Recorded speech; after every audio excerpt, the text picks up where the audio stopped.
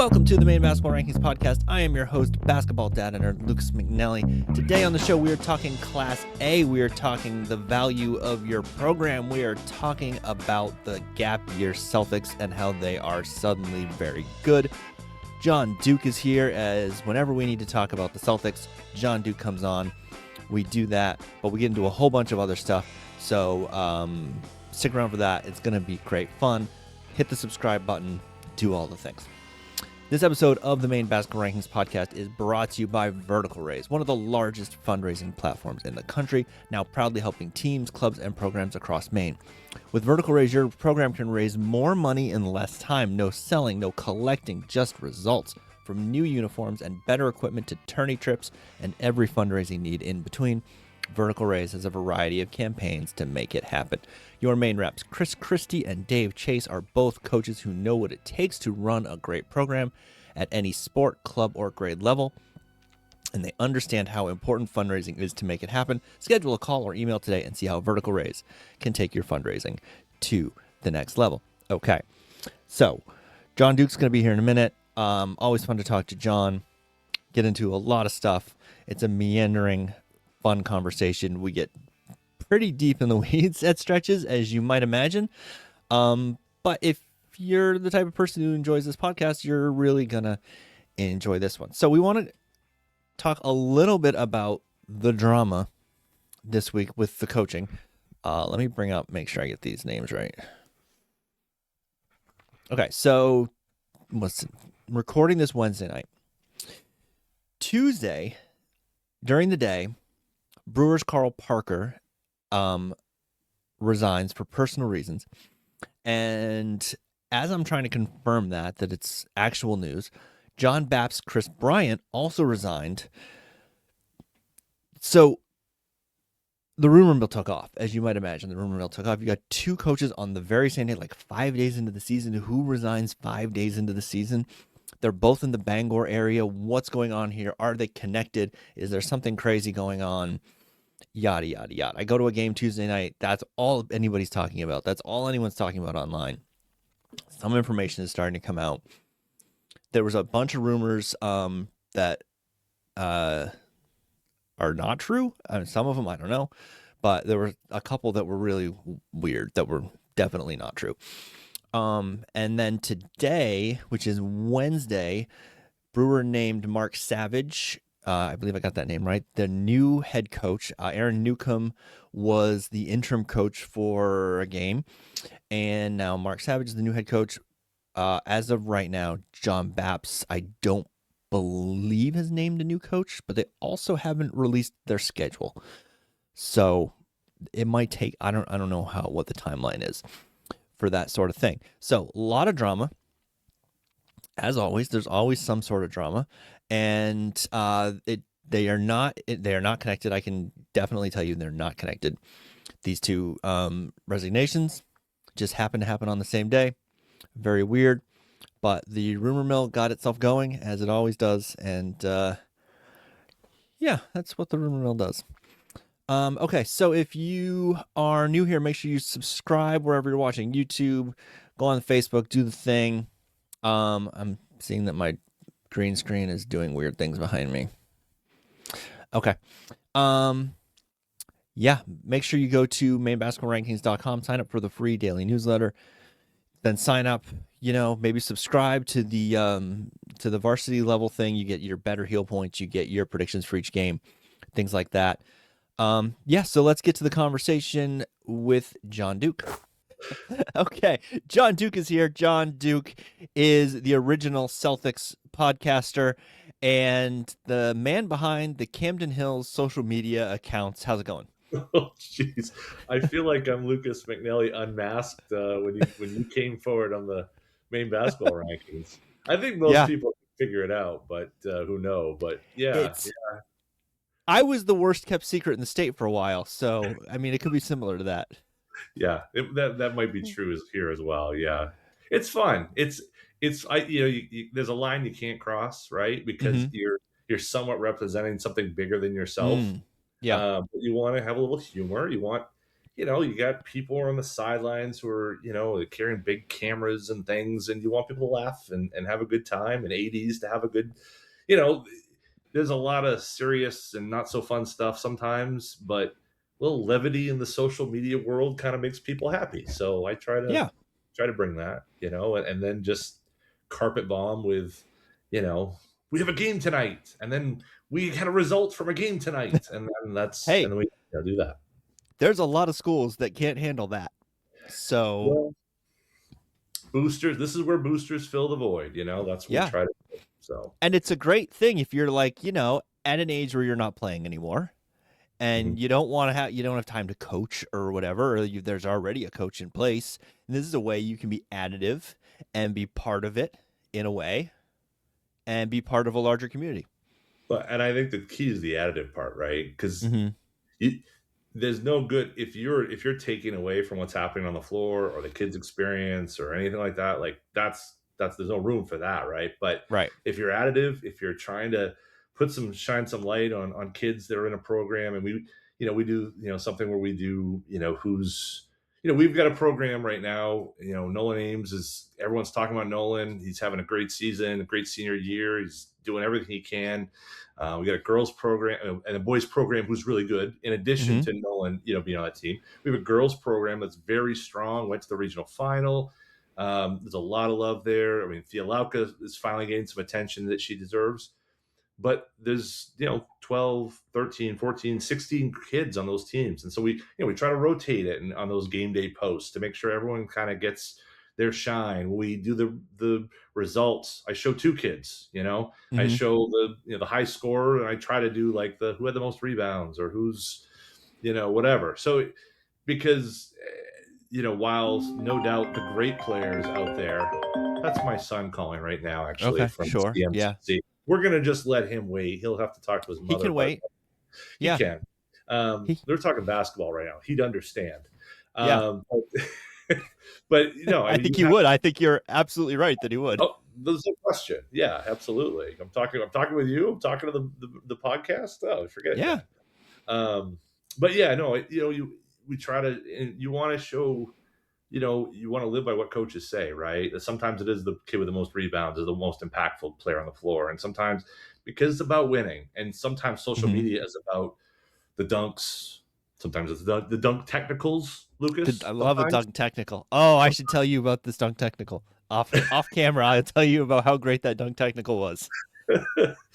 but those are the things that get the shine, and I love it. But you know what people really love is they love gold balls. They love winning.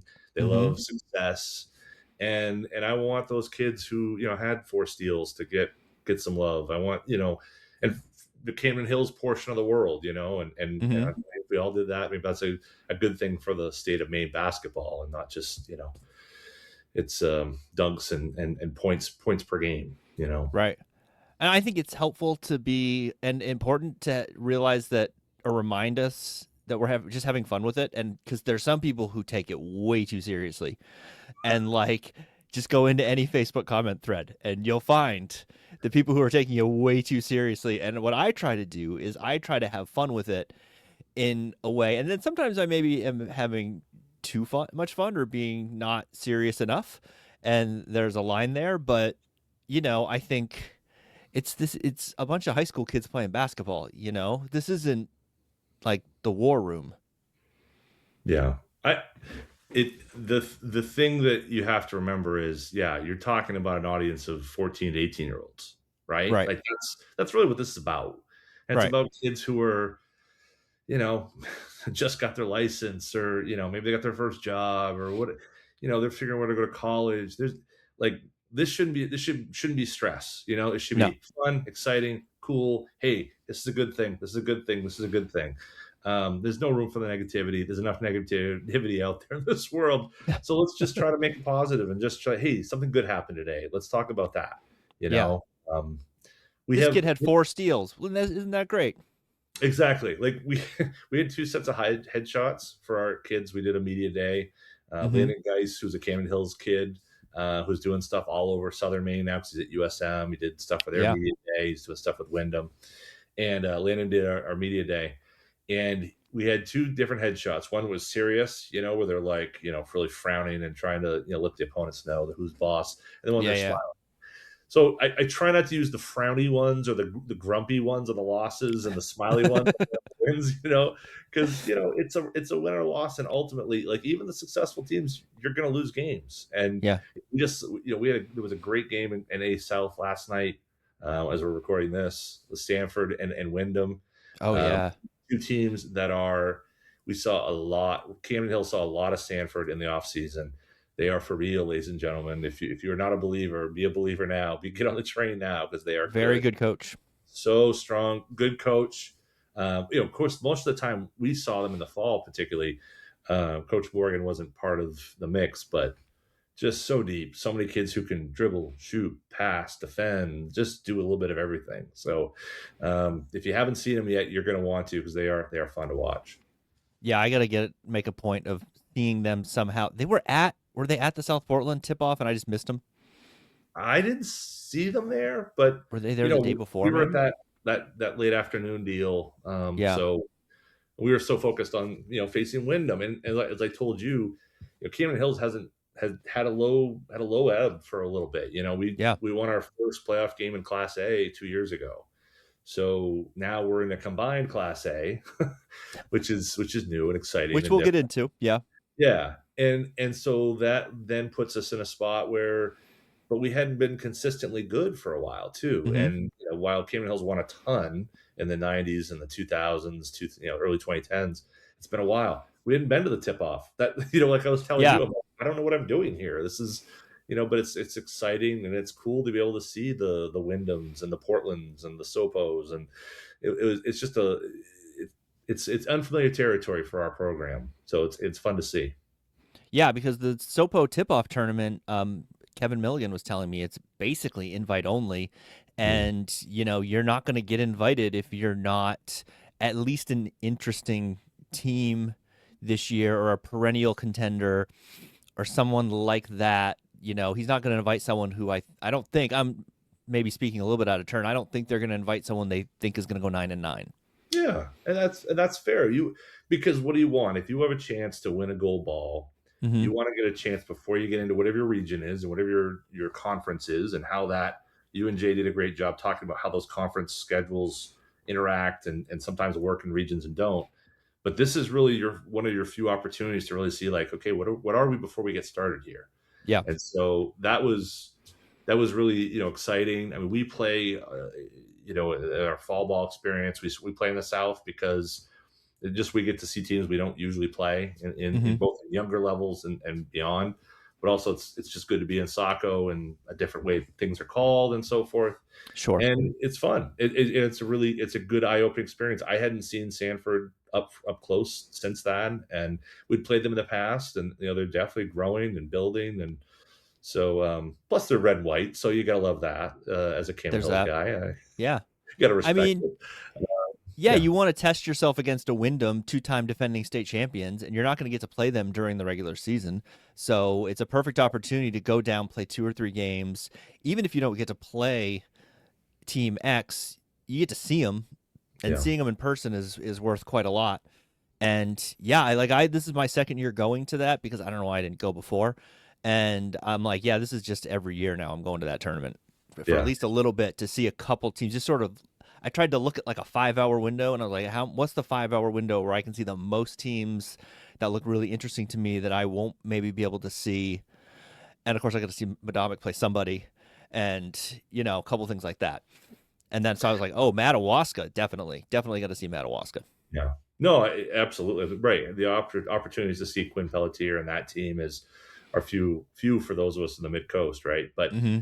it's no, it's great. And the other thing is the coaches. Coach Polkinen, Coach Russo, like Mm-hmm. those are guys that we don't haven't usually seen. So it's Yep. I spent most of my time just watching the Portland bench and how they worked.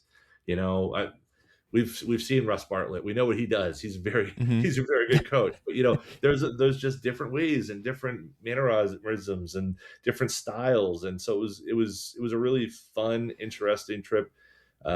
It's nice to have two wins, but it's also probably even Hey. better to get tested, and Yeah. have that opportunity.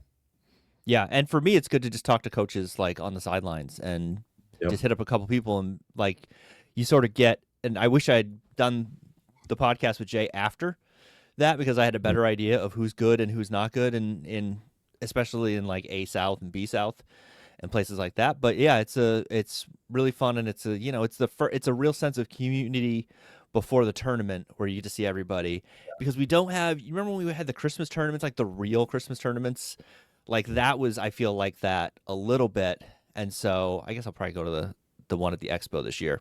Mhm. But I do. Should we bring back? Okay, we'll just curveball it here. Is anyone playing a Christmas tournament? I don't think so. Where you can win the thing. It's not Mm. just you're playing like 3 games.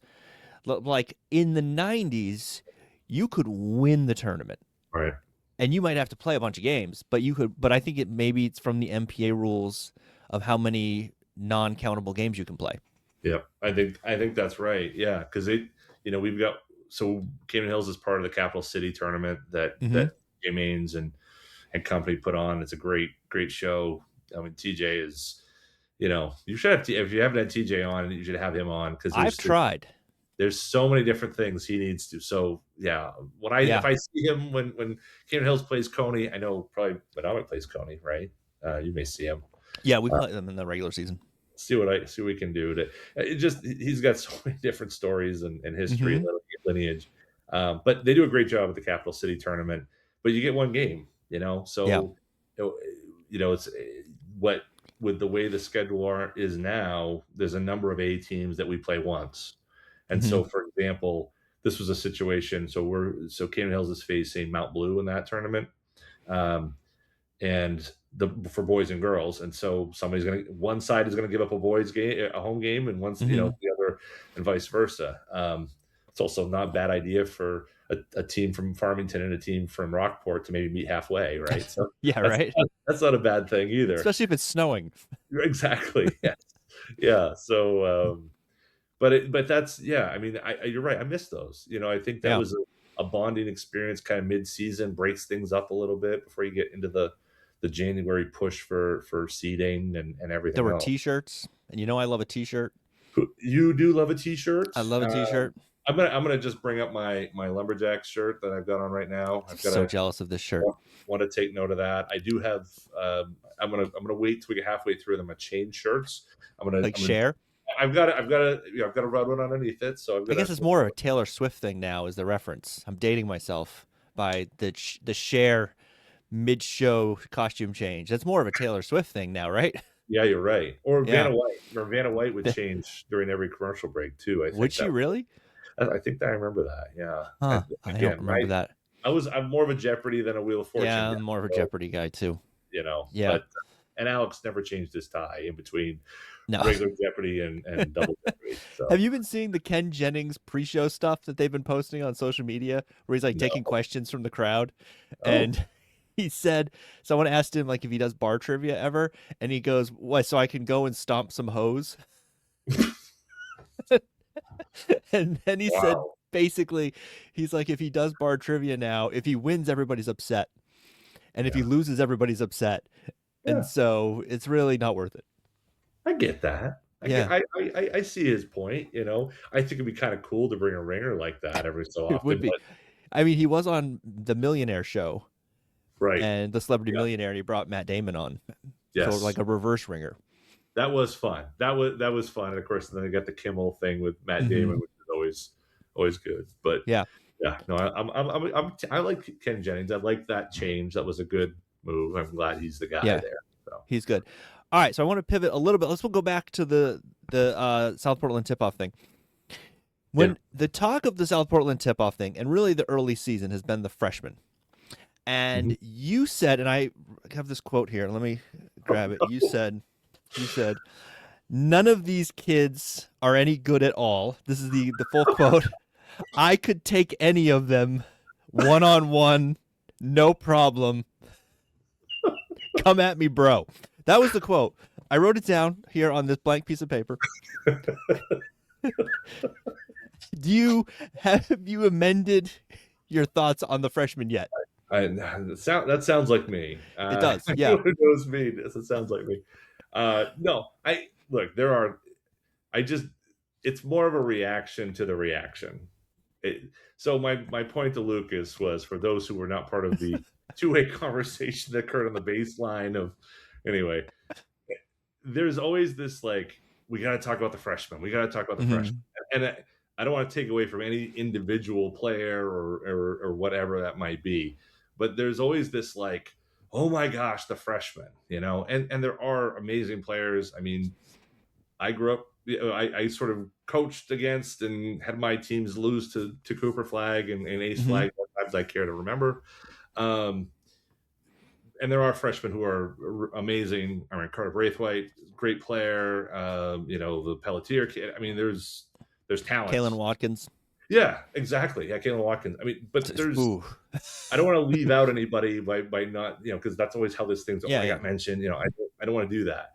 But what wins? That's the and that's the thing to me is we. In some ways, I realize it's exciting. It's the new thing. It's exciting. I love exciting and new. But when you have winning is about oftentimes experience, leadership, having been there, an 18-year-old mind compared to a 14-year-old mind. For the experience of what it is of, oh wow, look, that freshman did X, and oh my gosh, they're already putting up 20. I love that. But I'm very much a team focused. That's the way I kind of look at things. And so when I look at that, I'm looking at like, oh, a group of freshmen did something. Oh wow, okay, they're a young group and they're pushing. But I'm not as the buzz of like this freshman class. There's like, okay, there's a kid in one part of the state, another part of the state, and it's just, that's not the way I look at the game, I guess, is the way I look at it, as opposed to, but there are individual talents that are phenomenal. And, I remember Carter playing in a middle school game back during COVID. He's like in fourth grade and he's playing against, kids 6th, 7th grade, not missing a beat, in fourth grade. So, hey, and there's other kids who are probably there.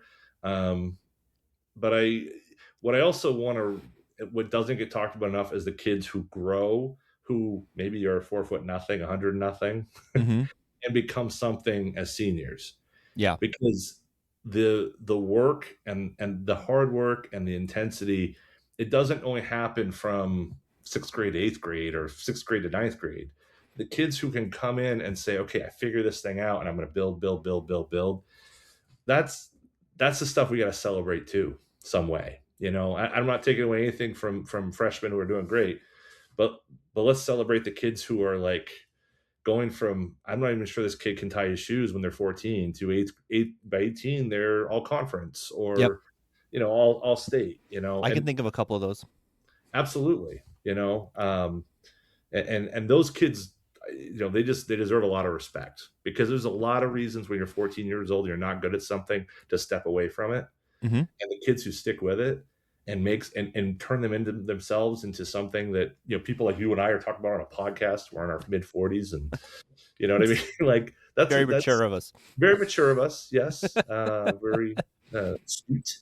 But yeah, those are the people, those are the kids you tip your hat to, as a parent, you're like, God, I just respect the heck out of those kids for putting the time in, My thing with the freshmen is I always am like, that's great that you did whatever you did in AAU and it's on Instagram and there's a highlight clip. And I know that I'm speaking hypocritically now because I'm just posting highlight clips now of kids on Instagram. Pivot to video. Yeah, pivoting to video because I realized I was doing live stats of the game. Like 3 people were looking at it and I'm like, oh, maybe I'll just do the video and then, whatever. But I'm like, that's great, but I want to see it when you're playing against seniors who are game planning to stop you. Like, what happens then? Because a lot of this AAU, I'm no expert on AAU, but a lot of it, Andy Bedard has talked about it, where they're just roll out the ball and run up and down the floor, and doesn't mean anything. And there's certainly AAU that's not that, but that's probably where a lot of the highlights come from. And so what happens when they're trying to stop you and they're doubling you, and a good coach is trying to figure out, like a Russo is trying to figure out how to slow you down, or a Chad Pulkinen or a DePatsy or whoever is trying to figure out how to stop you, and then what do you do? And when, the gym doesn't have 4 games going on at once, there's one game going on at once, and there's 500 people there all screaming, then what? And sometimes they figure it out, and sometimes it's a little slower. But Yeah. the ones I've seen, I then also, at halftime of the Chevrolet South Portland game, went over to Dylan Rotkov and said, yeah, I'm convinced, man. I'm sold on these two. Watkins and Despacho were awesome. Yeah. And I haven't seen either of those guys play yet, but I've seen the clips. I would say Despacho reminds me of Simon McCormick. Okay. A lot. Yep. A lot. Yep. Kind of that like small 4 foot nothing or whatever he is. Love that. Jitterbuggy sort of guard Mm-hmm. who's really fast and just bouncing off people. Yep. And Watkins, man, I don't know. Like, Yeah. I didn't know. I like intentionally didn't look at the rosters beforehand to figure out who was who, because I was like, I'm just gonna watch them, and and I just want to see him. Like, I want to see if sometimes if there's a heralded player, if I can figure out who the heralded player is, because sometimes I've heard of some, and I've gone like in summer ball, and I've heard, oh my gosh, this kid's so great, blah blah blah blah, and I'm watching the game, and I'm like, I get halfway through the game, and I go to my brother, whoever, I'm like, which one is the one that's supposed to be good?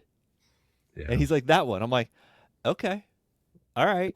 But like Despacho, I spotted it in the warm-ups. And Watkins, it wasn't the dunks early. He was hitting some shots from outside, and I was like, who's this kid? Who's this number 1 kid? And then he got a dunk, and I went, oh, that might be the freshman. That might be the good freshman. Yeah. And sure enough. Yeah. Sure enough. Yeah, and I knew Braithwaite. I knew him, and then a lot of them are making it easy because they have those T-shirts with the made hoops on it on the sleeve, and you're like, well, that might be one of them. That might be one of the players to watch. A made man, perhaps. Might be a made man. My idea. Made. Give me a call. Made hoops. Yeah. You get a cut on that? Probably not. No, probably not. Selling stuff live money, to put it with that. Yeah. No, I know what you mean. I like to watch like Coney League and sit there and watch. I'm like, okay, which one is that one? Which one? I got to go to more Coney League next year. It's just worth work, but the work schedule is tricky. And some of those games are early. Like I think they have a 4:00 start in some of them, but yeah, it's a good collection. And like I said, TJ does a hell of a job on that one too. But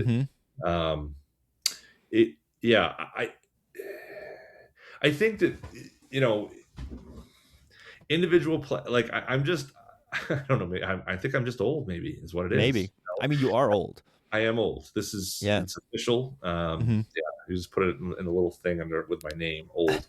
But it's DNP old. Yes, R.I.P. But it's I think there's like I don't know. I'd love to see more love for good teams. Does that seem weird? Like no, that's what I do. You know what I mean? Right. Like I love, and that's kind of why I kind of connect with what you do here, because, and I, hey, we've got Nolan, who's probably got a good shot at Mr. Basketball, and I'm, I'm sharing the hell out of what he's got from fell to me in the draft. Unbelievable. 1-1. I mean, sometimes just make the picks. Yeah. Well, plus A, it's alphabetical. You're just going alphabetical is what you were doing. But yeah, right. But part of, and I think what's true of Nolan's game too is he's a good team player. I mean, he's a connector. He's, he was a number 2 option, and then he was a number 1 option. But he, the last, played Hamden, but the all the clips of the win over Wyndham and the win over EL came from attention to him and somebody else wide open under the hoop. And because he probably that EL game, not the EL game. Yeah, the EL game, he probably could have maybe scored that himself. Yeah, probably. If there was 1.2 seconds left, he could maybe. He might have been a little tight, but I mean, there's players who would have tried. Yeah, absolutely. And you'd say, well, best player on the floor taking the shot, who can, Yeah. but presence of mind of Tucker Whitley to cut to the hoop wide Hmm. open and flash. We talked about that all off season. Like when you have a player that has so much attention on them, nobody else is necessarily watching everybody else. Right. And Paul Swam goes ahead against EL, has his hand up, no one finds him, bucket. So it's team play, right? Like anybody can go out there and score 60. Well, not anyone, but there are Right. people who go out there and put buckets up. Can you win? Hmm. Are you a winning player and you're good? And I'm not holding that against a freshman or anybody else, but there are systems who are designed to give certain players a lot more looks than others, and but players who can lead and win, and yeah, there's certainly it helps to have good teammates around you, and that's not always up to how good an individual player is. That's always the balance, I assume, when people are voting for Mr. Basketball or anything else. But the value of team, it's hard to find collective things that people root for, Right. and that's what I kind of love about what you do, what we all do, which is talk about team success, Hmm. and about people trying to work together who have different talents and abilities, and try to get the most out of them. And that's what's fun, and it's based on where you live generally, except for Yeah. those that for market, which is totally wild. But anyway, So let's talk about some teams. So we are 2 games into the season roughly for everybody. Some teams haven't played yet. I don't know why, but they haven't. So what are the teams? So you're in A North, so that's where you're going to be paying the most attention. Probably A North and just the general middle of Maine sort of thing. Who are some teams who have jumped out at you as either really good or, I wasn't expecting that. yeah. Well, it's a good question. So, we're 2 games in. The one thing I want to mention is you now have in A North, you have teams that go from playing with Eastern Maine officials, Mm-hmm. Central Maine officials, and Mm-hmm. Southern Maine officials, depending upon which games you're playing and where you're playing them. Oh boy. And let me tell you, when you go from EL and then you go play at Hamden, sometimes there's a different way of calling a game. I'm Mm. not going to say which is better or which is worse. I can't get fined, so this isn't like a Joe Mazzulla thing. I don't have to worry about that. But I'm just saying, I think everybody in the state knows. Every coach will admit it. They won't maybe go on here, but maybe it's true. Maybe my own buddy Chris Barstow, Peter Webb All Star, would admit to this. The different boards have different ways of calling a game. You know, I saw him I, last night. that's my Do roomie you right want to there. do you want to hear that he missed a call? One of the worst missed calls. And I was joking with him about it at halftime because he didn't even notice. So this is just one of those glitch in the matrix things. Oh, and I was gonna look and see if I had video of it. I gotta remember to do that. So Yarmouth shoots a free throw. Yarmouth Madomic. Yarmouth shoots a free throw. His game is not particularly close. Ball goes through the basket. The Donlin kid, Colin, just Yes. grabs the ball like it's playground ball and then just passes it to his teammate. Doesn't take the ball out of bounds. Just takes the ball out of the basket, standing right there, throws it to his teammate. Nobody notices. They just all walk down the floor like nothing happened. And I'm like, I think it's one of those things where you just don't, that's so weirdly wrong. And your brain probably just doesn't process that's no, you can't do that. And they just kept playing. Did you say you can't do that? No, I did not.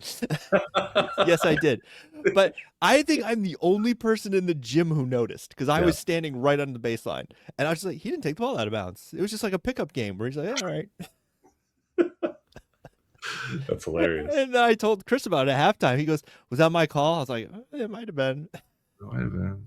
We had a situation at a Central Maine game, somewhat like that, where the kid. So there was a made basket in the other team. One of the kids from the CM team grabs the ball to the basket. He doesn't even get behind the end line, Mm-hmm. and the opponent rips it from him and puts the ball back in, and there was they just counted the basket. It was like, Wow. what's That's going awesome. on here? Yeah, he was just like, what are we doing? When I was playing back in the day, it was a gym with the like no baseline, like no room on the Oh yeah, baseline, and I like was it on Camden? no, it wasn't. It was some barn somewhere. And I knocked the ball out of on a rebound, and it bounced off the wall, made a really loud sound. I caught it off the wall, and then just flipped it up in the basket, and they counted it. And I was like, Wow. okay, Was I'll it a take it. bounce like that Oceanside, like the goal on the Oceanside to Yeah, it final? wasn't there, but it was that close. It's like Kind of where like that. There's a boom, and yeah. the Wow. basket's like mounted to the wall, basically. Okay. Yeah, I remember Yeah, those. yeah. Oh my gosh. Wow. Well, yeah, no, well, hi Chris. I'm sure you're watching. Yeah. Oh boy. He knew he had to know that was coming up somewhere. He had to. Yeah, absolutely. And he Oh, I takes it lost him. well. He knows he gets some grief, so he's good for it, but he tries his hardest Yeah, and he'll admit when he's wrong, but he will. I like to let him know when he's often wrong. Yeah, So, yeah. What I like about him is he dialogues with the coaches yeah. in a productive way, Mhm. And I think like someone was yelling something at him, and he goes, "Well, if that's what you saw, then yeah, that would have been a foul." Or something like that. I'm like, all right, I do want to let you good way to know, put it. Chris and I both study political science, so Hmm. he does know how to work with people of different backgrounds. Anyway, Very cool. All right, yes, so should you want to let's know what I pit. saw? What's that? No, no, go ahead. Go ahead. Sorry. Okay. All right. So any other teams that have jumped out at you? We sort of skipped that early Yeah, in the early going, or is it too early? well, I mean, maybe just quickly looking at what you guys did in sort of the wins draft and the Hmm. survey. Just I want to call out. I mean, one, I think Everett Little is 0-2 right now. There's no way that that's where they're going to end up. They are. No, That's a really really good team. I think they'll be there. not with that JV coach there. Yeah, I mean, that's right. That's, and actually, they absolutely. Adam had those boys rolling, and they rolled over us. Our guys were not ready for the onslaught. I do want to make note on here. It's been noted on Twitter. Adam is aware of it. I think there might be a dozen assistant coaches on the EL team, yeah, um, and it's like impressive. I'm not taking anything away from it. I just want to know what the budget is for quarter zips because everyone's got a quarter zip. I wear a quarter yeah, zip half the time because I want to fit in too. So it's like a um, Levitt football game. yeah, absolutely, and they know how to. It works. It works. Yeah, So yeah. coaching works. So of course, we're as a CM family, we're Team Hathaway anyway. So a lot of love for the Levitt Hornets.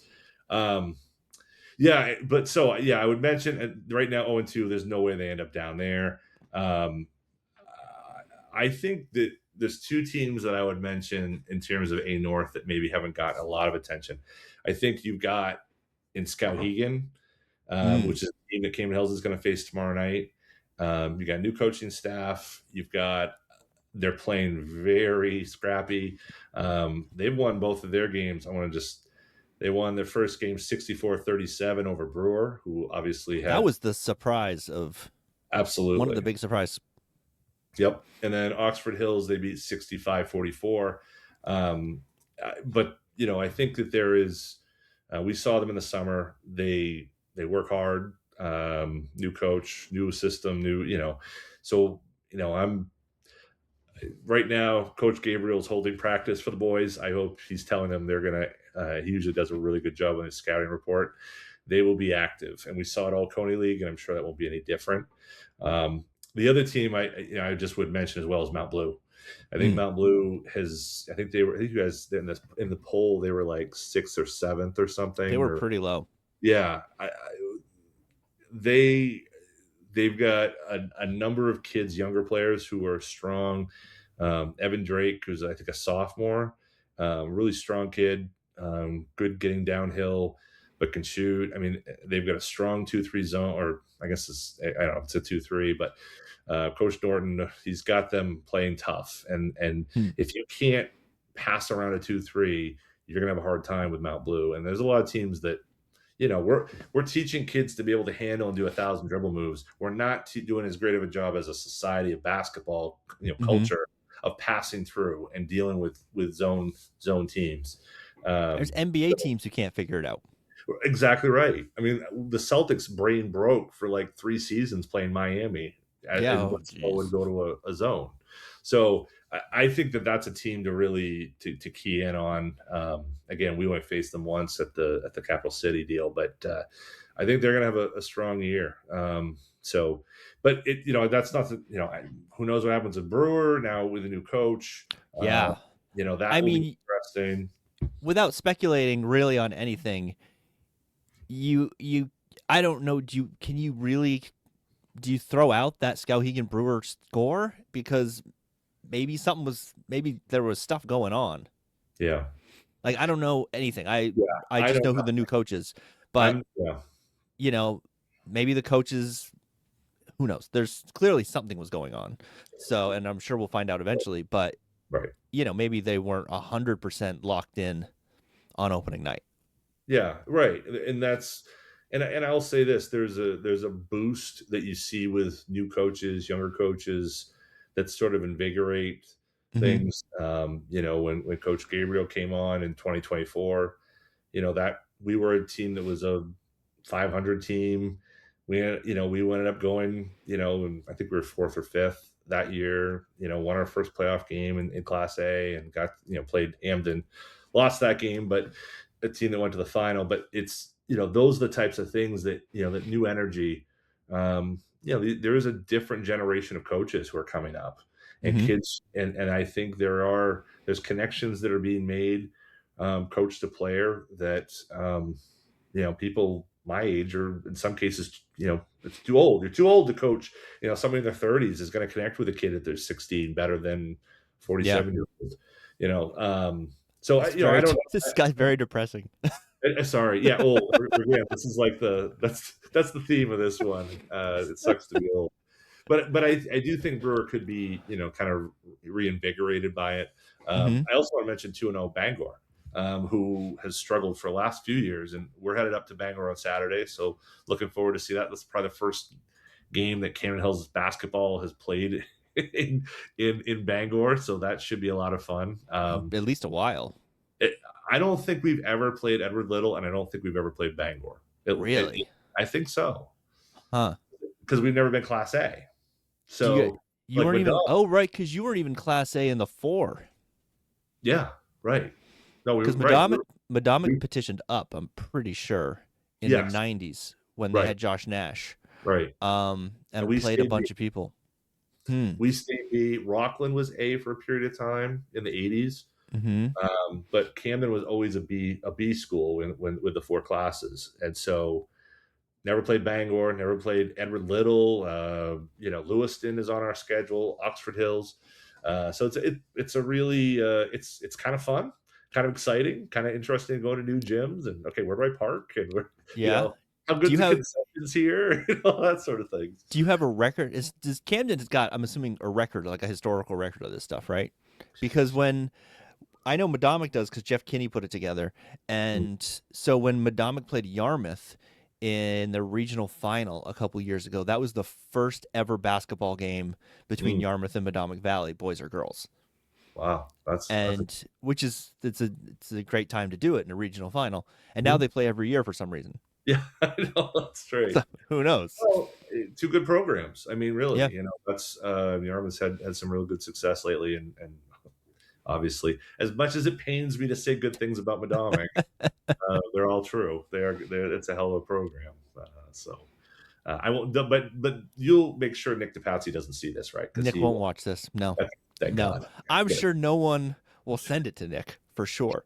I'm sure it won't get clipped out by anybody and sent to Nick and Well, by like say Ryan Rice or anybody. uh, yeah, right. Ryan would be the one to watch. But Yeah. I constantly have to. I feel like I have. I told.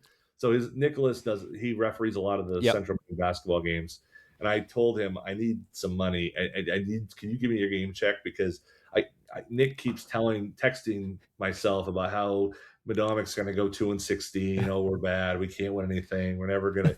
And then I keep seeing him win after win after win, and the man. I worry about him. I worry about him. I told Nicholas. I said, I worry about your dad. I'm just trying to keep him going, and Uh-huh. but we see him next Tuesday, a week from when we're recording this. Yeah. We get, or I guess a week, whatever, next Is that a Tuesday. boy? Is that a doubleheader or is it I don't split? think so. I think it's split. I Yeah, I was kind of bummed People about are that. always amazed that I have no idea what the schedule is like more than 2 days in advance. I just have not a clue. You do have like every schedule of every game on your website. To be Right. fair, to be Right. fair, the Yeah. whole state of Maine is Yeah. something you have to plug in. I So saw a guy. There's a guy who works at Hannaford here, and is a big Lincoln Academy fan. And he's like, "Oh, we got another game on Tuesday." I'm like, "Who you playing?" He's like, "Oh, I don't know." And I'm like, "You have one team to keep track of. You just have one team. You have to keep track of like 120 teams. you had one job. You You have had one one job. job. And that's it. Just And you're supposed to know who you guys play next, so that you can remind me. That's you can only fit like 150 people in that gym in LA too. I yeah, mean, it's so they're small. right in the game. They're literally in the game. They are part of the whole experience in LA. Is you are on the court. And the Um, and the font on the floor, the kerning is wrong. the kerning, The okay. kerning is all screwed up on that floor, I and did. it Yeah. drives me nuts. And like very few people notice. It doesn't drive me nuts to the extent of the expo floor being crooked for the tournament, which got me in a lot of trouble apparently, because apparently that was my fault that the floor was crooked Uh, and not the fault of the people who put it together. Um, but is yeah, it? it bugs me. But I might just be weird, and like little things like that drive me crazy. So, I no, that's fair. That's fair. I like the Lincoln Academy when they use the Dodgers thing. I don't like. mm, I'm generally not a high school team take a mascot from something else and turn it into your own thing. oh, I I don't know like that at all. people. I'm not a fan of that generally. I do like the LA Dodger LA and them using that. I like With when they do but that. and because they add the eagle, They do the Eagle. Exactly so it's right. I like that. they've tweaked it, and the Yes. LA thing is kind of a lot of people do that. So I like that they use the eagle, but like yeah, Lake Right. Region just using the Lakers logo. I'm like, what are you doing? Just get a logo, man. Get a kid to draw something. I did so Lake Region came down to play Camden in an exhibition. So I did one of the Instagram, graphics things with Canva. If you want to know how to do it, anyone, Yep. Canva, the answer to everything. Um, and I found but it was not the Lakers version. So I don't know if that Oh, means I'm not canon or what that means, but I don't know. They've got a couple different versions, but the yeah, on their floor is the Lakers logo. it's not. The Los That's Angeles Lakers logo. It might be tweaked a little, but it's basically the not right. Lakers logo. And then Caribou, because I know Caribou people are listening to this. Caribou's just got the Vikings logo, which That one East doesn't and bother me though. so does East Grand, which is right down the road. Well, that's strange. Yeah. I don't, I'll say this. I mean, I've seen the Caribou logo. That one doesn't bother me for some reason. Huh. Maybe because it's the Vikings, it's not as the purple is so strong for the Minnesota thing. So Mm. They just changed the I don't color. Yeah. know. Yeah, and maybe it's just Caribou is so much further away, and we don't usually run into Yeah. them. Maybe that's it. But And then there's like the Bulldogs, like Lawrence, like yeah, all those schools have that same Bulldog, and I'm yeah, like, we just get a different Bulldog. I like the old Halldale one, yeah. but I can't find a high res version of it. You know what I want? There's a bunch of logos that came out, and I don't know if it's a Max Preps thing. Now Mm-hmm. we're in the weed. We are fully in the weeds at this point This on is this. a podcast that gets in the weeds all the time, as you know. There are 5 people who are now watching this, but But one of the them's Jay Baines, I promise you. well, I right, and I this might be right down his alley. I'm sure. I feel like Max. There was a bunch of logos that came out that were very plain, and they all have sort of like a script in the Mm-hmm. middle of them, and then it's like the one major letter. So if it's That's what Greeley uses. right, but there I are refuse others. to use it. This is what I'm saying. I am steadfastly against that, and I feel like it was a Max Preps thing. I don't nothing It was against the Max Preps something people, like that. but it But feels like Greeley legitimately uses it. isn't that And interesting? their football program has their own logo, which is much better. And it's like a scope thing because the Oh, Rangers, Rangers, it's like a great. scope, and like there's the G with as part of the scope. It's nice. It's a really nice logo. There So they is should use that for everything. I don't know why they don't. well, it's and I'm in uncharted territory here. But there are programs that had to start on their own, like in Camden. So the football program, which was Mm-hmm. something that was started as a club and slowly grew, and again, very slowly, because we are first and foremost a soccer school at Camden Hills. Mm-hmm. With You no know, resources. Yeah. with, well, funny thing about it's I would argue that it's a lot easier at this point to manage a sport when you don't have some of the encumbrances of the administrative oversight that you sometimes have, and when you have Okay. Yeah. flexibility to build your own program. And I Mm-hmm. don't know that that's where Greeley came from. I know the people who started our football program, though, they built it. They don't have lights. They don't have a turf field, which Mm-hmm. is that's a different podcast, and I could rant forever on that one. But that's a situation where we have our AD. Speaking of basketball, I mean Jeff Hart's knows a thing or two about winning games. Yep. Um, doing as much as we can, but as a program, that's a football program that really started from its bootstraps, and really had to do its own fundraising. So they've sort of figured some things out. They know how to like manage themselves, and maybe that's the same case with Greeley. Maybe they got the same, so there's a little bit more momentum internally. I don't know. I mean, Well, they had the advantage of using Vertical Raise, the sponsor of this podcast. So oh, and one of those people who works for Vertical Raids, I believe, would be the varsity head coach the of varsity head coach, your Hammer, state champion. vertical raise rep, who you could contact to help find out how your school can raise more money with less time using vertical raise. You did that very well. Thank you. It didn't sound like AI at all. It was No. really good. Oh my gosh.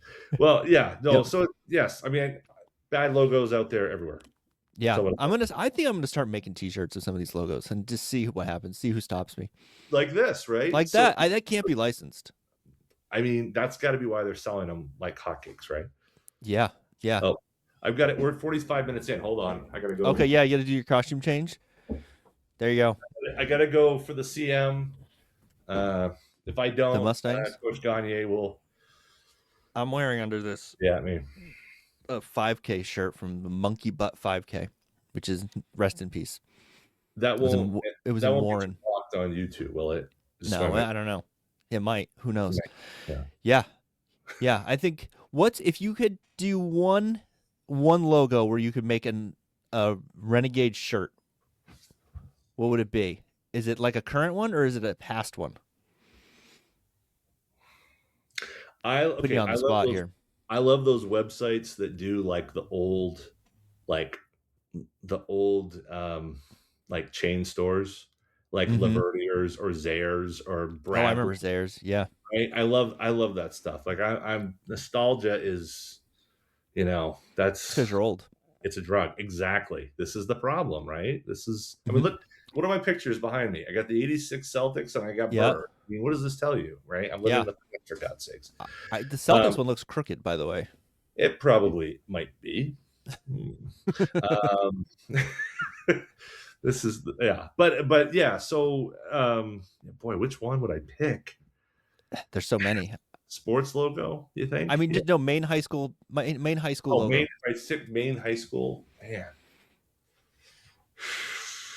it's too easy to say like, well, okay, be a local yokel. Rockport Beavers would sell. Oh, that would sell. Rockport Beavers would sell. Now, do I we don't have the know, logo for that? I've seen one. Charlie Crockett would probably be the one to check. Charlie Crockett would know. He was a Rockport Beaver. I would imagine he was there at the founding of that school. He was there. Yeah. That's a good one. Tomorrow. But that maybe they might have it at the Midcoast Sports Hall of Fame. I don't know how much. There's not as much Camden stuff in this Midcoast Sports Hall of Fame as you might think. We got to get more. We're working on that. I got to get over there one of these days and check it out.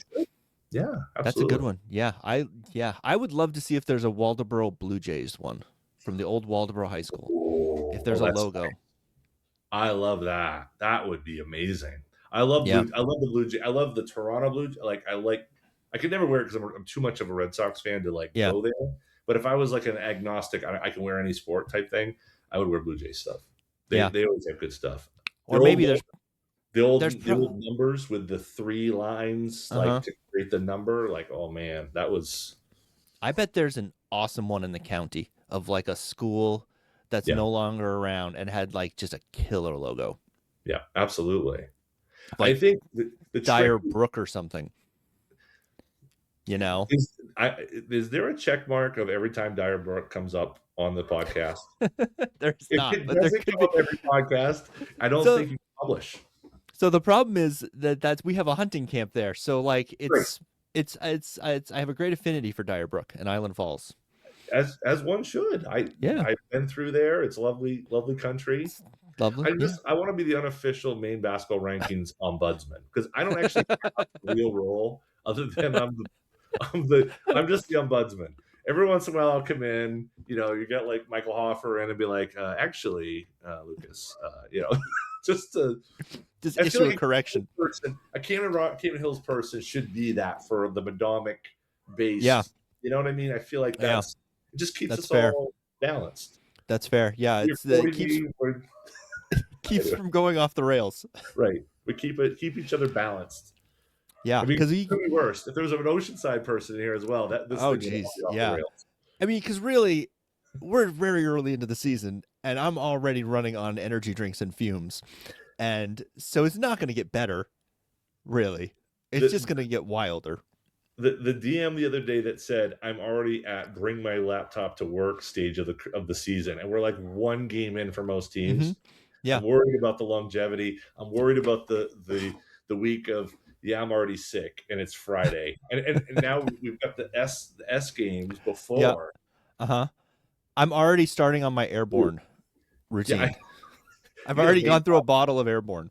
Mainline that stuff. You know what I'm saying? Like, well, so I bring the computer to work because what happens is I get 15 emails a day from people who are like, I got a bunch today because I posted the schedule thing, and like 70% of the games were canceled. So people are just messaging me all day. And so what'll end up happening is somebody will spot a score that's wrong or something. And so then on my break at work, I'll just bring up my computer and fix it real quick before I forget. And it gets like buried under all the other emails that I get. So I just bring my computer to work, and then like they just know like, oh, okay. Can I don't want to take, so jumping off of that, I don't want to take, This isn't on the ombudsman piece of my position here, but I want to say something. You know how you always ask her, what would you do if you had one thing you could stack? Yeah. Okay. We need to centralize the whole streaming deal for every school. We need to be clearer about who we're doing, what we're broadcasting from, what it is, what the deal is, what the woolly what. I'm now dealing with schools I've never dealt with before, and you've got your list of streaming providers, which is incredibly helpful. Mostly right. Not 100%, but mostly right. Because it changes. Right, but I'm just this is a plea out to all my ads, as a parent, as somebody traveling to your school, as somebody who's going to try to help other people from my school from contacting your central office or your main office, because the amount of Facebook messages of is the game streaming is ridiculous. And then calling your office in the day, and then they say, well, I don't know, and maybe it's on Facebook, but we gotta figure this out, folks. Like somehow we're all gonna sit in a room. The first thing we do is we move the Mr. Basketball voting. I think that's let's 100%. Okay, that happens. I mean, they can just send it all to me. And I'll just update my list if that works for everybody. If that's easier, I would love that. I'm happy to do that. It's the best list that's out there right now, without a doubt. I have to make an update. I have the Deer Isle Stonington stream. This is good. Which is big because that's been historically one of the hardest scores to find. Wow. Okay. And we're looking for it the other day, right? They use Game Changer to stream. Yeah. Okay. So. The Dukes are originally from the Deer Isle Stonington across Penobscot Bay. So that's, there you go. There you go. But yeah, we got Huddle in the mix. We got this. We got Game Changer. We got HOU, YouTube. YouTube. We got NFHS. NFHS is supposedly like the unofficial or the official, MPA partner. Mm-hmm. But then not even half the schools are using it. Yeah. So, The worst is when only one school on your schedule uses it. yeah, that'd be bad. That's the worst. That would be bad. But you are like, I'm at this point now where, okay, so I'm making up the stuff so we're going to Skowhegan. So we're hosting. Skowhegan has a new one. They're on YouTube now. Good to know. Okay, perfect. So, not Epic View? Not Epic View. They have their own thing. Okay, good to know. Epic View, I think, is just Lawrence now. Okay, great. Those guys do a great job, by the way. They do a great job, guys. Yeah. They phenomenal. Sat and talked with those guys. I just want to say, just side note, I love any school that has their own thing and they have kids doing the play-by-play because I think that is awesome. Like Thornton Academy is obviously the gold standard there, but Levitt's been doing it for a while. Nokomis has been doing it forever. And I just love that. Even if they're terrible at it, they're doing their best. I think it's great. And I think it's a great way to get kids involved.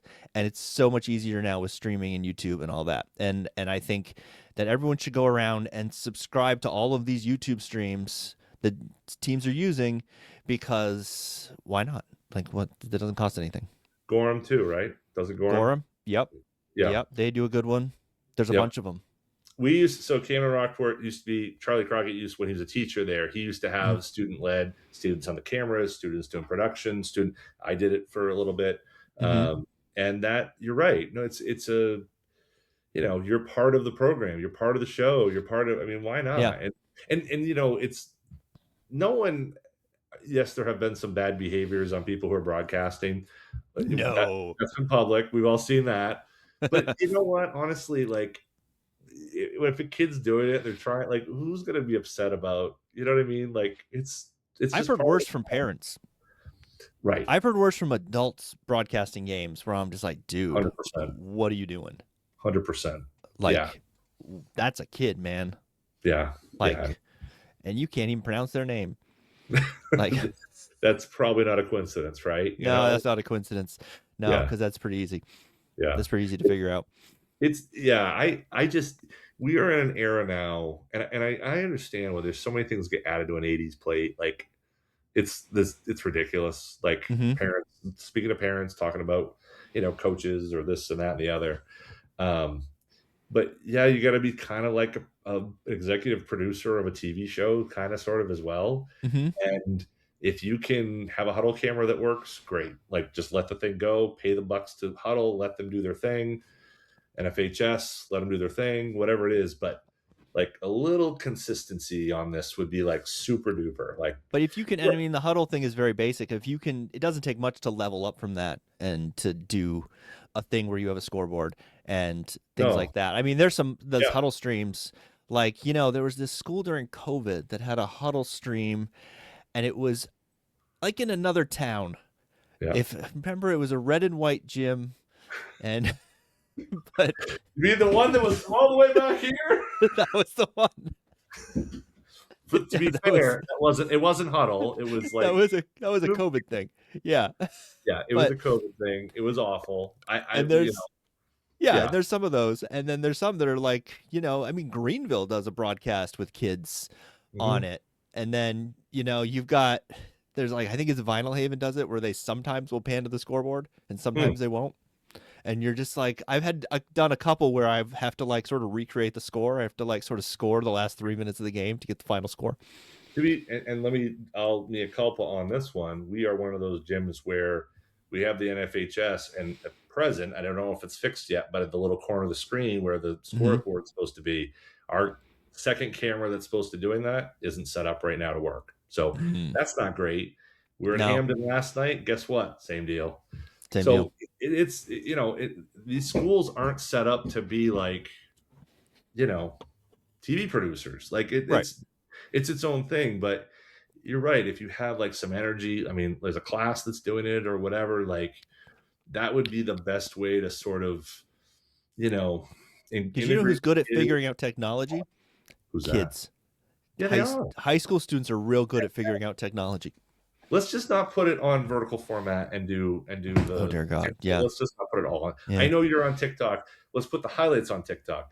I put the But highlights on TikTok. the I shoot the basketball whole courts thing. like this. You know what I I'm shoot saying? the whole thing in horizontal. I shoot everything in horizontal, and Yeah. then I go and I edit it into vertical in Hmm. DaVinci Resolve, which there's some keyframing involved. There's more editing than you would think to that. To keep the main kid in the middle of the frame because you need the wider frame to just catch everything Mm. if you're That's editing. yeah. I can And then you imagine. can keyframe over, to which part of the screen you're using. But yeah, horizontal video. I was gonna buy a shirt, much like that Jack shirt. It said "Make video horizontal again." I'm probably still gonna buy it. I love it. That's great. Yeah, That's great. yeah, but yeah, horizontal video, no vertical video. But yeah, I think like get kids more involved in the production Mhm. of these games, and I think it will pay off like in so many different ways. And I this is and I don't think this is so we're talking about big picture stuff here. Hmm. Like we want to like we love basketball more than most people do. Absolutely. I think that's fair. Right. That's okay. And I'm okay with that. But there's parts of the experience around high school basketball that have absolutely nothing to do with how well you shoot, how well you dribble, how well whatever. Hmm.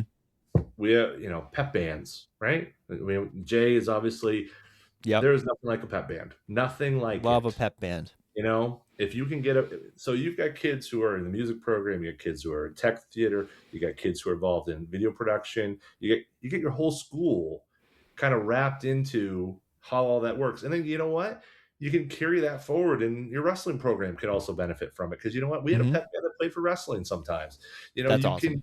can take it to the if you got a hockey team like we do, you can take it to the hockey rink a little bit. Like these are things that build community, right? And that's Hmm. what I think part of what makes the basketball thing so cool. And yeah, we can talk about who's great and who's got the best, whatever.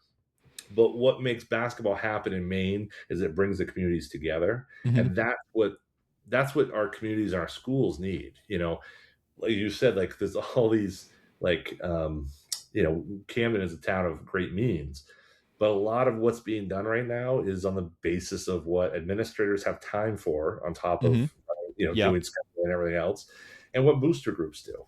And it's not integrated into like school. A lot of schools, you don't have like teachers who are wanting to do who are able to do extra or are supported by administration to do extra. So the more we can do that as a larger culture and try to build community in these small towns, that's what makes it special. Like you look at that last, what was it, the book about the Foxcroft Academy team, Oh, who won. Dave Alby's book. Yeah, Valby's book, right? Exactly. So the year before that, the Camden Rockport team won. It's been 50 years, and those guys walk around as gods in this area still, Yeah. right? The Hmm. 79-80 Madomic guys, you know, those are parts of your community that ever are everlasting. And yes, we have more in and out, and more people have moved in, and the mid coast is certainly a different place than it was 20 years ago. But a lot of Maine, it still needs that cultural fabric, and basketball in the winter is such a big part of it. And um, we have to lean into it, not get away from it. I think to kind of make things work. Find Yeah. ways for everyone to be part of this something, but bring your own talent to it. Well, yeah, because basketball is going to be the not the focal point or the hub, or it's one of the big events in your winter is going to be those basketball games and especially those rivalry games. Hmm. And I mean, you can try to pretend it's not, but you're wrong. And when Camden and Madomic are good, and when Oceanside and Madomic are good, like you were at that Oceanside Madomic game 2 years ago when the Galleys that senior year there were 1,500 people there. It was crazy. That's insane. Yeah. Like, and so why wouldn't you, to your point, incorporate your music program, incorporate your video production program, other parts of your school around that big event because that's where you're going to have the most eyeballs. I mean, I was at a game last night where they had some jump roping exhibition thing at halftime and people were loving it. And like that's I don't want to like make assumptions about the jump roping community, but that's probably the most people those kids have performed for ever. Mm-hmm. And they were people all like cheering and clapping, and they're doing their little jump rope. Some were pretty good, doing their jump roping stunts, and it was great, you know. And like you said, I think you would lean into like this is the big event of whatever, and you know the community is going to rally around it anyway, unless it's like Right. some of these programs that are in pretty rough shape. But like a vibrant program, there's going to be those gyms, that Camden gym, the Madomic gym, you know, name the Brewer gym, they're all going to be full Well, all winter. at the outpouring at the Pat Moody game last night. It Mm-hmm. with all those folks wearing green shirts, Mm-hmm. like that, like, and admittedly the the parts of that are really sad, and you don't, but the But what a legacy, job they've done of like turning that into something positive, like an amazing absolutely, job. and what better representation of what Pat Moody, was apparently what he brought forward for that community and those kids, and it's such a cool thing. I Mm-hmm. just I tip my cap to those guys because they know how to bring that group together, bring that community together, Mm-hmm. um, and I've got to know a little bit of that because of course Grady Dixon plays with Will, and Yep. um, I won't say there was any bets going back and forth at that South Portland gym in terms of who was going to win. I like Uh, all those coaches. They're all great guys. they are, exactly. You know what I mean? Like, and that's like, there's so much, and whatever caused people to step down or whatever. There's a lot of entitlement. There's a lot of parents who think, that they're, Johnny or Susie should be starting as a Mm-hmm. freshman.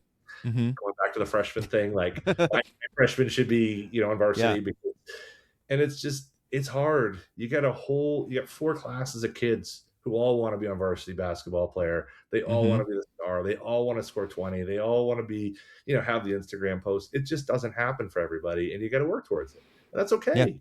And some are ready for it. Some of those kids, the Pelletier kid, the Braithwaite kid, they're ready. They're my gosh, Yeah. but like that, you learn more as a person on the journey Mm-hmm. up, wherever that is. And that doesn't mean any of those kids are done. Carter, for Cooper Flag, he was where he was, and clearly that was not the ceiling for him, right? Doesn't seem like it. No. Keep going, The baby. big question was, could he beat Brewer? Right? That was the Exactly. question. And Could let he me beat say this. Brewer? So, and you're right. And let me say this. Any other year, if we look back at that Brewer team, they Oh would yeah, have they been win one the of whole the most thing. dominant teams that we would have said that team was legit. Like, Mm-hmm. real talk. Like, let's speaking of Aaron Newcomb now, kind of stepping Yeah. as a coach for a little bit. That's a hell of a team. That was a hell of a team. That Brock Flag. Coney team was pretty good too. It was absolutely very deep. Yeah, no doubt. Um, I part of the reason I mentioned the Brewer thing is though they at least got a chance to win the next year when some of those guys departed, Newcomb Mm-hmm. and Colby Smith, but um, I will mention Camden Hills gave him a good run at the They did. closest team to beat them, and that. But I'll just put that aside as an 8 seed. But no, those are great players, but you're right. The ability to grow, that's the fun, right? Mm-hmm. That was part of the Cindy Blodgett thing of watching her on Channel 5 and when she was a freshman with the braces and the whole thing, and just killing kids left and right on It that was Bangor amazing. floor, and then doing it the next year, and she's a little older, a little more mature, a Mm-hmm. little better, and keep going. And you're like, that was so cool. Like It was so cool. it just but you would do it for the other teams. Oh yeah, I remember that kid from last year, and he's the kid with the mohawk and the kid with the Mm-hmm. shoes. That's the fun part about what doing this is, and I just wish it was back on TV. I know Oh, that would be great. I'm Yeah. terrestrial, but I'd love to see the Class A North and the Class A South tournaments on TV and have everything streaming and make it all go. And it's just not that easy, sadly. Yeah. Although WHOU does a fantastic job, Amazing, and we amazing. won't say the same of NFHS. They exist. They A do lot of exist. they have a lot of the great commentary folks. You know, I Because it's mean, all the WHOU I was people gonna say doing Jared and commentary. Rob Kennedy and those guys. I mean, they Yeah, do Rob and they do great. Like no yeah, disrespect, but it's a different deal. You know, yeah. you can tell there's a homespun approach with WHOU that you don't get on the other. Dave, But yeah, has done an amazing job building that. So speaking of the journey of players, let's talk about the Celtics because we are an woo! hour and 10 minutes into this, and that's why you're here, Oh, now ostensibly, to okay, talk about the Celtics. So okay, do we that. talked about them after the Tatum injury, and I think we were both more optimistic than some people on other larger podcasts that have a bigger audience, and being optimistic. This team is super fun. So fun. Like I haven't been able to watch as much as I normally would because I've been a little busy. But you Doing know, what? Yeah, I don't know, just sleeping in, doing a lot of sleeping in. rude, You rude. know, Unbelievable. yeah. But so, what are your thoughts so far? They're the 3 seed as of right now, I think, Mhm. unless a game has gone final and they've moved up or down or whatever. Yeah. I didn't think they'd be the 3 seed, but I don't know. I don't think they'll stay the 3 seed either. No, I don't. Well, tell me when Tatum comes back, and I'd feel. Like, I think give you a date for that, and yeah. I mean, let me put it this way. I think Tatum is back in January. I think January. Okay. I don't think this is going to be a March thing. I never thought February, it would be a March thing. yeah. I mean, February you've got a little bit of inconsistency with the schedule because of the All Star break, so you could sort of get him in, get him some rest. I mean, Get him a couple minutes, and then see yeah, how he responds. like right. Yeah, I see them kind of building this, not sort of just like, okay, well, you got your 35 minutes, which he likes to do, by the way. That is going to be an issue. It's that's gonna be the probably hardest part. pull him back, and Missoula being Missoula, being an absolute psychopath. But what we Yeah, love, I love Missoula. He's great. he's the best. But yeah, I think I don't. The thing is I hate to like talk about the rest of the year because I think that's disrespectful to what Jalen's done and Hmm. what those guys have done to get to this point, to get to a 3 seed, given where they are. Um, but I do think that Tatum's arrival, if it's that early and not like with a month left, who's just trying to get his stuff in, but he's going to go away for the summer and he's just trying Right. to knock the rust off so he has a normal summer. That was like to me that was the if as long as that happened, we're okay. We're okay Hmm. with Tatum long term. If he's able to come back in January, I think so. There was some chatter about Celtics' interest in Zubac Yep. from the Clippers. To me, those two things are tied because absolutely, while I appreciate the small ball, I appreciate all that is comes with it. They need to stock up in the front court, no doubt about it. Um, Is that Ant Simons to for Zubac? Does that work It's trade-wise? a little more than that. I think like they were. I think Shireman was part of it. Actually, it was like a 3 team Hmm. thing. Which I hate to see Shireman go. I think he's shown more, but you've got between Minot and Gonzalez, you've got and Jordan Walsh, you got 3 guys there. Now you've got Tatum coming back. You're gonna struggle to get. Not to mention Hauser. Not to mention, you And know, it seems uh, like Brad that's Stevens is able to find those guys, right. And those here's wings. You know. absolutely. I mean, right. Which is at one point was the hardest thing to find on the market was to find, you know, replacement level wing players who Hmm. can do it all. Um, now, some of it is you're playing off of Jalen Brown, but that's not going to get worse by playing next to Tatum and Brown, right? Right. If anything, your usage strengths, your defense needs are probably maybe even a little bit less. I mean, you're probably going to look even better. Hmm. I think a You'll lot be of the more issues. open. Absolutely. I mean, you don't think Peyton Pritchard's looking forward to the day to have Jason Tatum back? Like, yes, he had those 2 40-point games in a row, but that boy's his shooting percentage is going to go through the roof. Yeah. So He would um, never admit that in a million never that. years. No, no, no, no, no. He'll But at go least 1-on-5 against the Monstars and it's true. It's be true. Yeah, thrilled. yeah. I know you're right about that. Yeah, he's so yeah. I mean, I I think that there is one. I think Missoula's good. Jalen is playing his best basketball of his career. Yep. They've found the replacement level wings who allow them to be scrappy and be where they've got to be. I think they still would have some challenges in the playoffs when things slow down, and some of those guys are in the first time doing whatever they got to do. Mm-hmm. But if you get Jason Tatum playing 28 minutes or 30 minutes a night instead of, you know, some amalgamation of those guys, I think you're going to be okay. I don't know if it's a question of what can they add in the front court. I think that's going Yeah. to be their ceiling. If they can get a Zubac, that does put them, I think, on an ability to get to the conference finals. I think they're. I don't think anybody in the East is that good. No one scares. No one looks right? that scary in the East. But someone else is gonna make a move, I would think. Well, Someone, it's the Giannis thing, right? it's the Giannis thing, and there's so much blood in the water in the East that somebody's gonna go for it. Because even if you're the Pistons or Cleveland or whoever, there's a lot of value in just getting to the finals. Mm-hmm. Or if you're Orlando, Yeah. that's if you're one of those franchises, getting to the finals is awesome. That's like one of the best seasons in franchise history. Just getting there. And so even if you get swept by OKC, but you never know what happens. Like maybe Shea tweaks a hamstring and has to miss 2 weeks. Yeah. Crazy things have happened. Absolutely. Or worse. I don't want to bring that up. But no, but yeah. That happened to Tatum, Stuff happens. You sprain your wrist. Exactly right. Yeah, that's right. Or you step on an ankle in the 7th game of Eastern Conference Finals and you lose to Miami. Yeah. That happens. But yeah, you look at Detroit, you look at the Knicks, you look at Orlando. We beat all of those teams. We beat Toronto the other night. That's what's been the most impressive about this streak they're on is that it's not like they're beating up on the Wizards. Those are like good heel points wins. They are. I don't know where they are in stacks, but they're good. Yeah.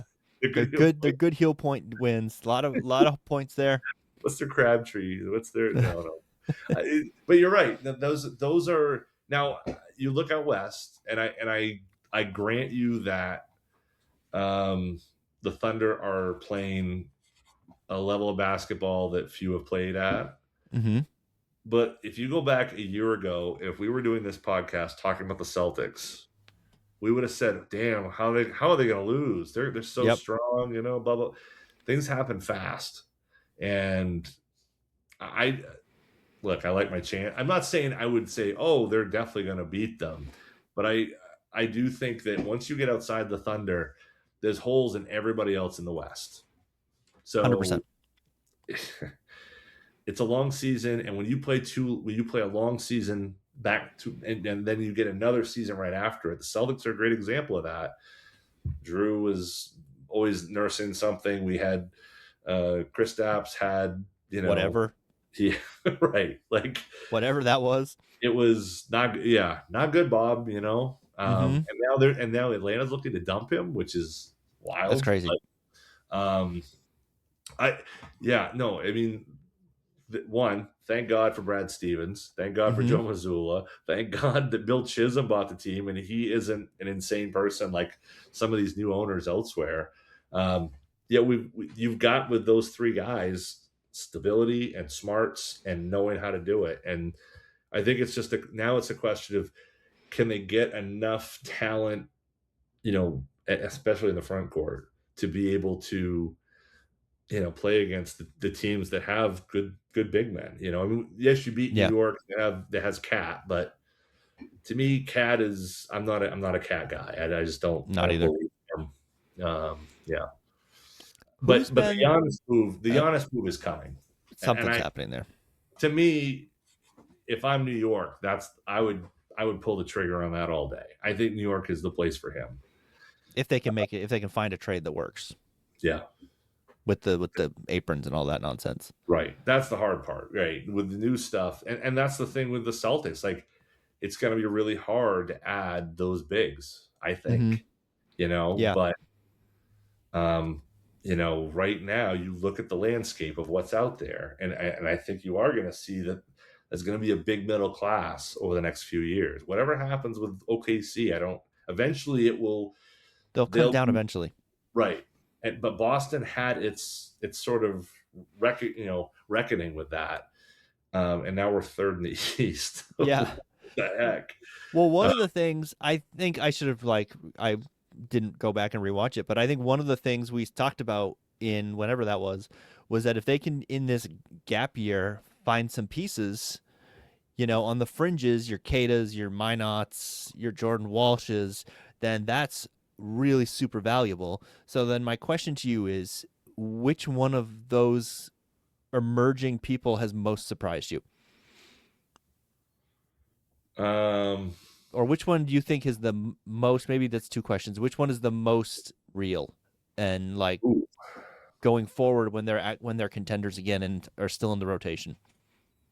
I mean, Walsh has. There was a lot of people writing his obituary in summer league.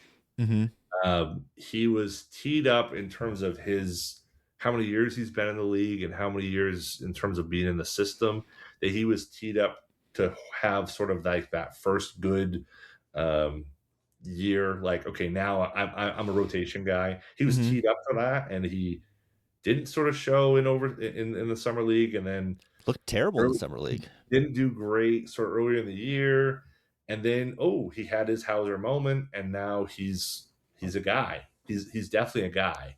Yeah. Uh, I will. So I'll. The answer will be Walsh, but I would say I'm gonna. There's a piece of Hugo Gonzalez that to me is that's a long term piece for me that you can. He's Marcus Smart 2.0 in my Mm. mind. Okay. He is between the energy, sure, but he gets results and he busts his butt all up and down that court left. I mean, he's impressive. The funny thing is he looks like a 6'8" version of my youngest son, one of my son's friends, um, who is probably he's probably like 5'9", 5'10". Yeah. On the ocean. So he, it's kind of like, hey, look, there he is. It's Nick again. But anyway, yeah, no, it's he's I think long term Ugo is going to be. I think he's going to be here. I think he's because his timing. Like at some point, you're going to have to pay Jordan Walsh. Yep. I don't. I think you're like 2 years away. I don't think it's this year, but maybe he might be extension eligible this summer. Um, but Probably. Ugo, he's on that rookie deal for 3 more years. So it might be a do you turn Jordan?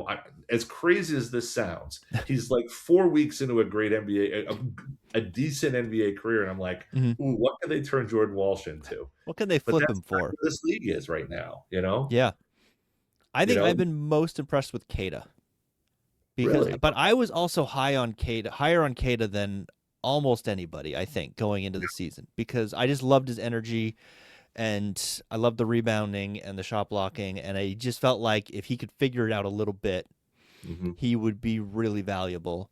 Um, but I was also higher on Time Lord than almost everybody in early Yeah, Time Lord. Like I just like a big who's like springy and plays with a high motor and is long. And then he looked great in the what do you call it over in Europe? What do they play yeah, that? The Euro Euro Cup. League or whatever. Yeah, he was great in that for Portugal. So I think Yep. honestly, if we had talked like a month ago, I would have said, look, if we only thing we get out of the season is Kada, then that's a success. And I think we've gotten way more than that. Yeah. Well, and so that's the argument was if the gap year thing, right? Right. So Mm-hmm. you tank, right? That was sort of the well, maybe they should be tanking. Why aren't we tanking? The whole thing. Because You, Missoula's insane.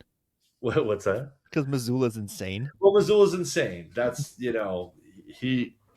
I could just watch a supercut of all his like best interviews from post game. It's I saw that amazing. on TikTok today. Oh, you It was can't just watch it. his. It's great.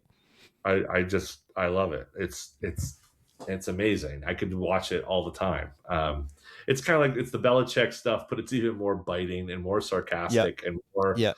And just it gives you a chill. The But younger no, version of the Belichick thing. it is, but more, like way More, more, like more way but more more. fun also. Yes, and more anger and more like hostility, but also like weird hostility, which like you're not sure if he's serious or Yeah. not. But But I think Anyway, he's also having fun with it a little bit. 100%. The, I think he's the screwing with people. people got so upset. The media got so upset. There were people in the media who got so upset because when the coaches played during the media day, they Oh, say, I no, no, loved no, that.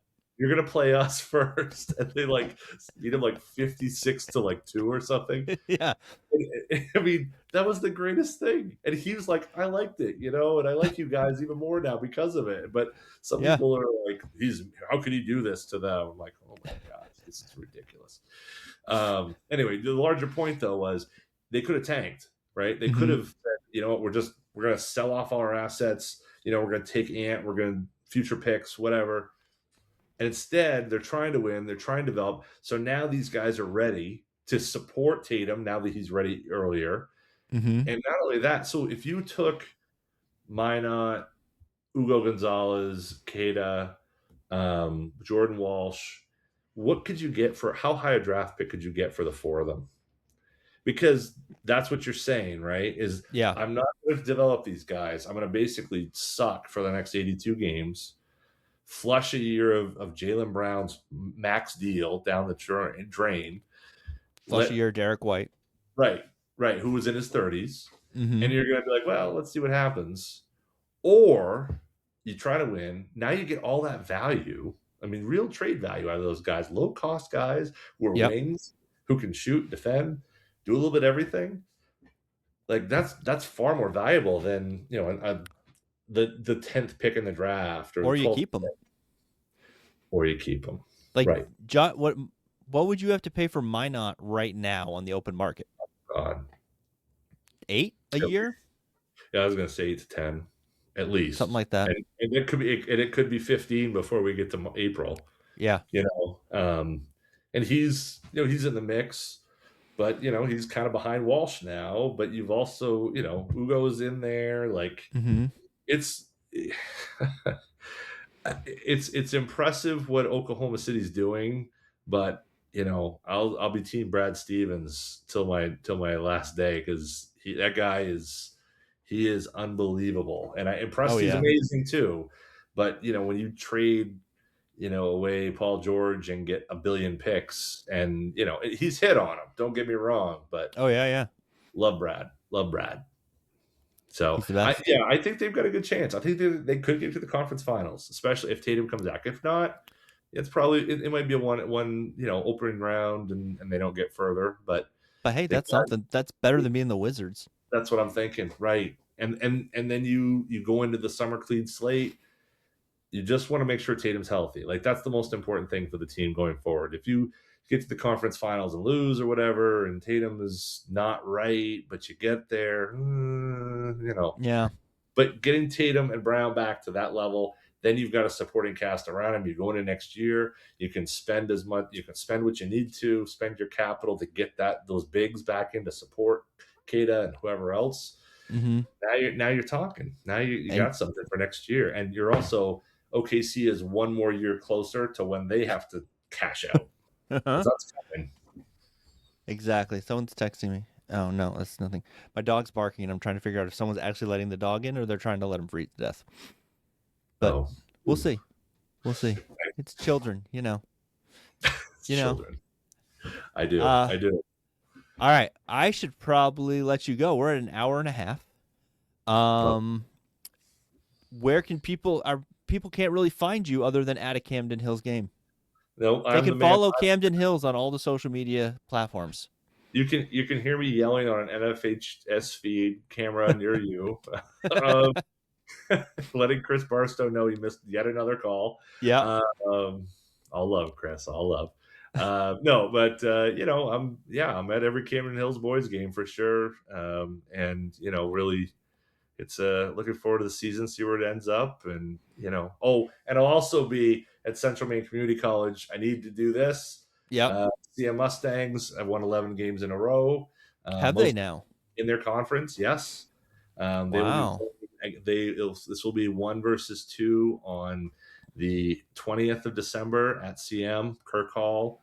Everyone wants to be there. You're going to have the former National Player of the Year, Jalen Calvin, will be going up of the Vermont Randolph Knights. We'll be facing off against CM. the CM Mustangs, who have a bevy of not only great players but also some Maine kids. Some JT Maine kids. Brown, Grady Dixon, Eden Jefferson, Miles Spear. Who else? I think I got everybody there. I don't think you're missing anybody at all. Yeah, my kid. Yeah, Will. So we'd love to have you there. It's going to be a good game. It'll be an afternoon game, I think. Coach Gagne will have, I'm sure, all the good stuff going on. It's 2:00, 2:00 game. So Cool. if you haven't been there, check it out. It's just in Auburn. It's super easy, ride for everybody. And these guys are really fun to watch. They play. They get up and down. CM Calvin is an amazing player. He's wildly, crazy talented, and it should be a good one. But if you don't check out what's going on. SM, UMA, those guys are also playing in the conference, and we've had some good games with them. But a good ring for the Mustangs over SMCC last week. Which always makes the CM faithful happy. But it's a really good time, and really happy for not only Will but also a lot of these Maine kids who've gone on to colleges and are doing great stuff. The Galley boys are doing great. Gabe Lash is doing great at USM. Zach McLaughlin playing for Farmington. Corey Donlin. We got all these guys. There's a lot of room, and I talked about this last time. These coaches, there's an opportunity to play at the next level, and kids need to get out there and put their work in. But it's so much fun at the next level, and to not have it end in high school is a lot of fun as a parent, I will say. So yeah, sure. A lot of time to Auburn, but it's all good. It's all good. That is a lot of driving to Auburn. I will just say that I saw CM last year when they played at Camden, and it was a good time. I didn't get a shirt. I thought I might get a shirt, but I didn't get a shirt. Not bitter about that. I also need a USM shirt to rep the Mid-Coast kids playing down there. We got you. To rep Gabe and the Galleys. So I'm just saying that I will accept any shirts from anybody. I can't wear an Oceanside shirt because then I will be kicked out of the will, and that's got long-term implications. But other than Oceanside, I could wear. I have a Lincoln Academy shirt that I've worn on this podcast. So I very nearly, speaking of vertical raise, I very nearly bought an Easton Bears shirt because they were doing a vertical raise fundraiser and they had this Spirit Store thing. And I looked at it long and hard because I really do like that logo. The Easton, the bear with the hat sideways. I thought about it. And then I was like, I should probably buy a Christmas present for my kid instead. Which I still haven't done. Maybe. I did buy a Christmas present for our mutual friend Maya. So okay, good. That's the only Christmas present I've bought, which makes me a terrible father. But I have time. It just means you're putting more thought into it. That's true. Yeah. That means because I really put no thought into Maya's present. I was walking through a store and I saw a thing and I went, that is a Christmas present for Maya. No, and I totally texted a picture to the people in my house and I said, is this a Christmas present for Maya? And they said 100%. Yeah, no, I think that just speaks to the type of person Maya is and how she that comes to you. Yeah. I mean, the Suck It Kyrie lip balm that was gifted to me by Maya via you through to before we even knew this was a thing and doing this whole thing. So some of us just have this thing, sometimes you just know. You just know. And at some point your son will get to that level where you'll just know what to buy him. Yeah. Yeah. Maybe video games, maybe it'll probably be Roblox or Mario Kart something. I think the last time was he and I had a long Mario Kart or Mario conversation. So it's good. It will come. If you build it, they will come. Yeah. I like to just walk around. I don't like to do lists. I don't like when people tell me what they want. I like to just walk around stores and just sort of go, all right. And then I find something and I'm like, oh, my brother would love that. And then you get them something that they don't even think they want. And sometimes you miss completely, but you're trying. But that sort of heightens the high wire act of the holidays too a little Yeah. bit, doesn't it? Yeah. I mean, Yeah. A that little makes bit. it a little more fun. Yeah. I'm a very list person, just so you know. I Sometimes I'll list. just browse Amazon and knock out some things. But Yeah, if you tell me what you want for Christmas, then there's no way I'm getting you that. No chance. Unless it's something like so like obvious, like I don't know, like you need the coffee maker's just died. yeah, You know what? A coffee maker would be a great Christmas present and we're getting it tomorrow. yep. That sort of thing. My house is very big on the the gifts that are very much nothing meat and potatoes, right? Mm. Yeah, right. The coffee maker died, so we're getting that. Hmm. It's ice maker died. Okay, it's got to get an ice machine. Like we're right there. Yeah, Uh, we need our knives suck, so we're gonna get some new knives. right, exactly. It's Yeah. absolutely. In fact, famously, when I asked my wife to marry me when I did my engagement, she thought she was getting a crock pot, and thankfully, I did the ring I mean, you need a good crock pot. and the crock pot. I did Yeah. both Did you because put the ring in the crock pot? I did, and I thought that might be in poor taste in a retelling of the story because I'm gonna say was Mm. beef burgundy or something in there. No, it was I mean, like an empty crock pot, that would make sense. That's like right. the No, ring in the box inside the I, empty crock I pot. know, but the retelling. I just thought, I think I'm just gonna keep it separate. It was You a just Christmas what you Eve do thing. is you get the crock pot and then you put the ring in there and you don't mention it. And so she opens the crock pot, but she doesn't need to use the crock pot right then. So she's not going to open the crock pot completely. You get a Right. crock pot for Christmas. You're like, "Oh, look, a crock pot." And you might take it out of the foam wrapping, but you're probably not going to open it up. So it might be like 4 or 5 days before she finds the ring in the It crock might be pot. Super Bowl.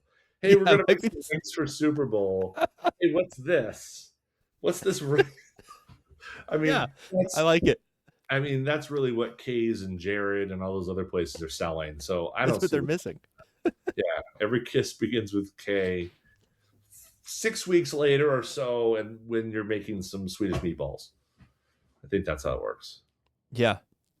Yeah, I can just imagine you like getting a phone call, like if she finds the crock pot, like you're at work, Yeah. she's like gonna start like a chicken thing, and then Yes. she's like, "What is this?" Yes. Like, "Oh right, yeah, I forgot about that." It's like 3 phone calls in a row that I silence because I'm like talking to somebody or whatever, and I'm like, "All right, hold Yeah, on, I gotta take this. this Yeah, might hold be an on. emergency. Yeah. Oh, you found. Oh, I'll be right home. Yeah, Like I don't. What do you do with that? yeah, I Um, like it. yeah, absolutely. This was fun. I love It doing was this fun. It as was fun. the unofficial ombudsman of the Maine Basketball Rankings I like podcast. it. I'm glad to provide any and all color That's a great title. and levity. Feel free to make up business cards. I'll hand them out. I'll put them on that blank piece of paper with my quote There that you you go. have. All right. Thanks for doing this. Anytime. Okay, that's the show. Thanks to Jon Duke once again for hanging out with me. Great conversation as always. I will get to see him again when Madomic plays Camden. I don't think we ever did figure out if that's a doubleheader. We'll see. All right, that's going to do it for the show. This has been a production of MaineBasketballRankings.com, your source for the most comprehensive coverage of Maine high school basketball from Ashland to York and everywhere in between. This podcast is available wherever you listen to podcasts and a bunch of places you don't. If you enjoy this, please leave a nice review because it really does help out with the algorithms.